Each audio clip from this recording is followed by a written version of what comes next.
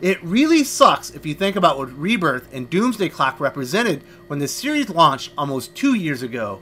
DC Now is just a second-rate ripoff of the worst Marvel had to offer several years ago.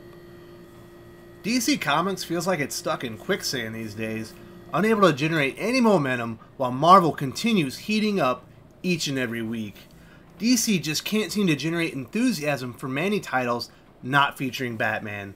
The only current non-Batman titles moving volume are Tom Taylor's Deceased, which features a zombie-adjacent setting. Not surprising, zombie superhero comics have traditionally been extremely popular. And Geoff Johns and Gary Frank's far too often delayed Watchmen sequel, Doomsday Clock. The only other recent non-Bats title that hit kinda big was Heroes in Crisis from Batman writer Tom King. I have a sneaking suspicion King's bloom faded substantially the past 12 months, and he probably isn't moving any books not featuring Batman moving forward either.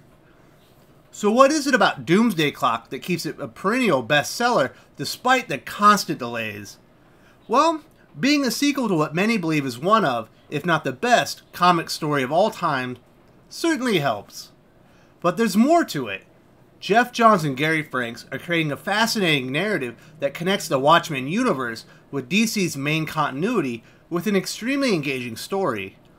Readers keep coming back no matter the delays because it's a great book with fantastic art.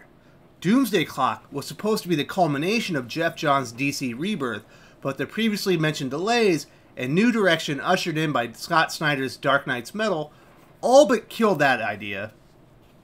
And it's too bad, really, because Doomsday Clock 9 and 10 are two of the most exciting comic books DC published the past 24 months. Nothing in the pages of Batman, Superman, Dark Knight's Metal, Heroes in Crisis, Justice League, or Deceased can touch the revelation that Dr. Manhattan is aware of the DC multiverse and is actively changing it. That's a surprise that should shake the very foundation of DC Comics, but it's not nearly as impactful as it should be. We also got to witness Dr. Manhattan seemingly dispatch 90% of DC's hero roster on Mars in Doomsday Clock number 9. Despite how great the past 2 issues of Doomsday Clock have been, mismanagement at DC Comics, starting with co-publishers Dan Didio and Jim Lee and EIC Bob Harris, have rendered what should be the most exciting event in DC since Rebirth a standalone, cool event. And it just sucks. Geoff Johns literally did everything he could to put DC in a position to take control of the comic market while Marvel Comics floundered.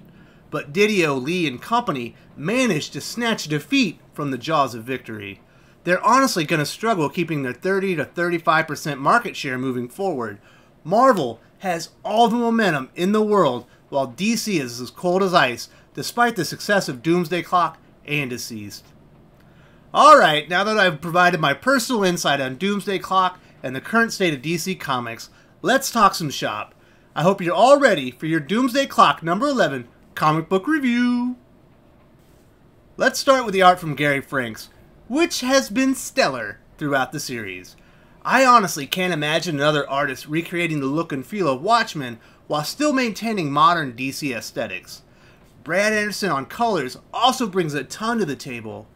Telling a sequel to a game-changer like Alan Moore and Dave Gibbons' Watchmen is no small task. Franks and Anderson have been more than up to it for over 300 pages now. One thing that Franks does, maybe better than anyone, is maximizing his space with expert paneling and framing of his subjects. Most artists would have made this Batman scene a full page, but Franks is able to add so much more to the story by adding Batman pulling the Missileader's hand from the launch key and a well-placed Batarang. There's also an insane amount of detail each and every page, and a ton of Easter eggs to pay off readers looking for the finer details. The 9-panel grid has been the bane of my comic reading existence for the past year or two now, chief culprit being Tom King and whichever artist he's working with at the moment. Gary Franks has made them enjoyable again, which I honestly didn't think was possible. This sequence of Alfred making pancakes might not be the most exciting visual in the world, but it's still fun and engaging. Unlike any of the pretentious visuals King and his cohorts have been producing. I also need to say, watch out for the facial expressions in this comic. Frank's facial work throughout Doomsday Clock is elite, and is highlighted this issue during a verbal tit-for-tat between Ozymandias and Saturn Girl. Just primo work all around on the visuals. I heard some people say they thought the art quality dropped on issue 10, and I personally didn't see that. And I definitely don't see it in Doomsday Clock number 11. The work from Gary Franks and Brad Anderson is perfect in my book. 5 out of 5. Doomsday Clock 9 and 10 were both excellent comic books. I rated them 4.5 and 5 overall respectively. Unfortunately, I don't think the story in this issue is quite at the same standard. It's certainly compelling, especially the final half of the comic, but the first half mostly reinforces what's already been firmly established. The world is in chaos as Ozymandias has turned the world against Superman and brought everything to the brink. Batman is now a wanted man for his assault on the Missileers, halting a launch sequence. Wonder Woman receives almost no support during Black Adam and his supporters' attack on her. This felt like it was going to be a big deal leading up to this issue, but it's kind of just brushed under the rug in the end. One of the most interesting aspects of the entire series is the Superman theory and its validity. Superman and his allies think that the idea that there are a preponderance of American metahumans because of covert government experiments is utter BS. Of course, readers know it is in fact true, to a degree at least. I'm very interested to see how Superman himself reacts to the information if he actually survives his confrontation with Dr. Manhattan. I want to propose a theory briefly, and I'm talking about Superman and Dr. Manhattan now, so it's as good a time as any, I guess. So far, Dr. Manhattan is certain there are two possible outcomes from his confrontation with Superman. 1, Superman kills him. 2, he destroys the multiverse. I think a third option is also in play. Dr. Manhattan realizes the threat he poses and eliminates himself from the equation. His tinkering with the multiverse has led to several crisis events and the elimination of a ton of superheroes. Perhaps in the end, he understands as long as he exists, there will always be a threat. Not likely, but I think it's an interesting idea I thought I would throw out there. If you think this idea has any merit, please write hashtag option 3 in the comments, or let me know if I'm way off base. Sorry, back to the review. The Themyscirians decide they need to bring Diana home because this is no longer her fight. Lex Luthor and Lois Lane talk about his recent encounter with two men from another Earth, including his would-be assassin. He takes her into his most secure vault and lets her know he's much more aware of what's happening than anyone else of this Earth. While tracking chronal anomalies, he discovered an old photo. He's discovered this same identical photo across America.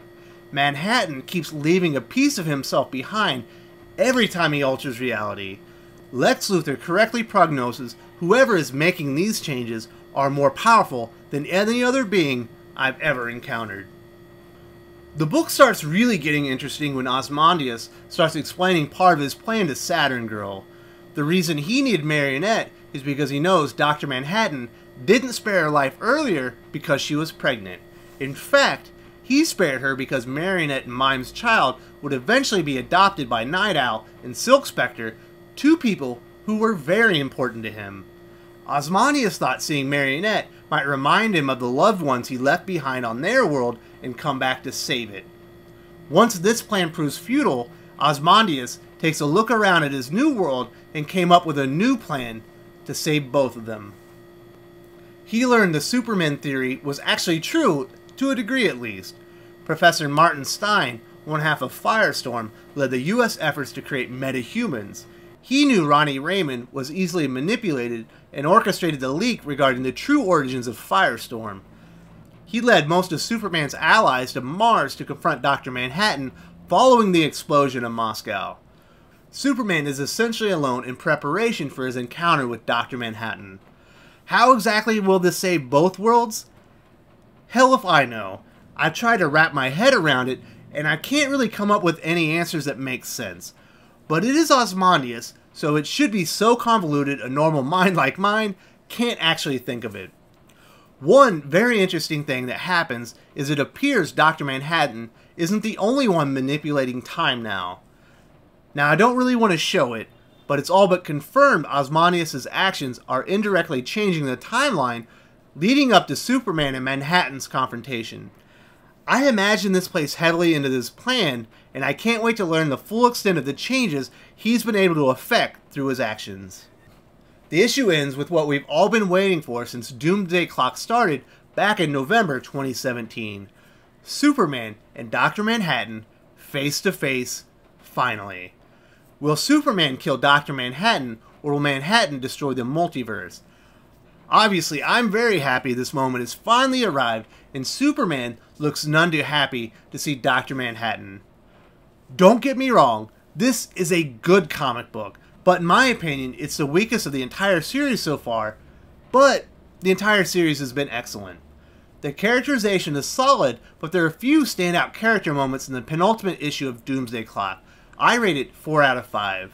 The plot meanders a bit in the beginning, and mostly reinforces information we already knew until Lex and Lois arrive. The reveal of part of Ozymandias' plan is well executed, but not enough to make up for the pedestrian start of the comic.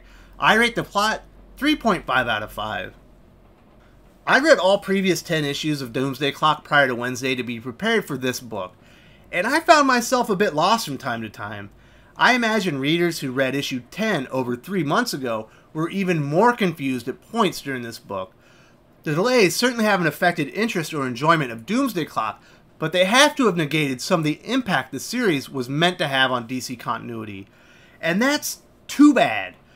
This may be the weakest of the series, but it's still far better than 90% of what DC publishes these days. The art continues to be fantastic, and the stage is set for the series finale. I rate Doomsday Clock number 11 4 out of 5 overall. I highly recommend this to anyone reading the series. At this point, you're basically pot committed anyways. Do not try to pick this up and read it as a standalone comic book. Nothing will make any sense. If you're new to the series and want to enjoy anything besides the art, you need to read the previous 10 issues. DC Comics continuity continues as a disjointed mess well into 2019, and it only gets worse every month. It really feels like nothing is working in unison these days. DC Comics continue putting all their promotional efforts behind Tom King, Brian Michael Bendis, and Scott Snyder, and they've lost all momentum.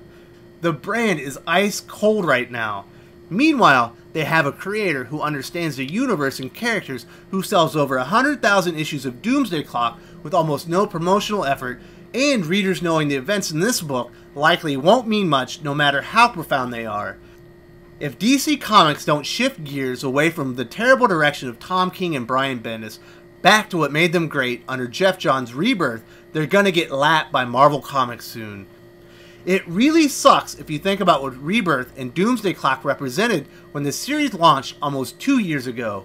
DC now is just a second-rate ripoff of the worst Marvel had to offer several years ago.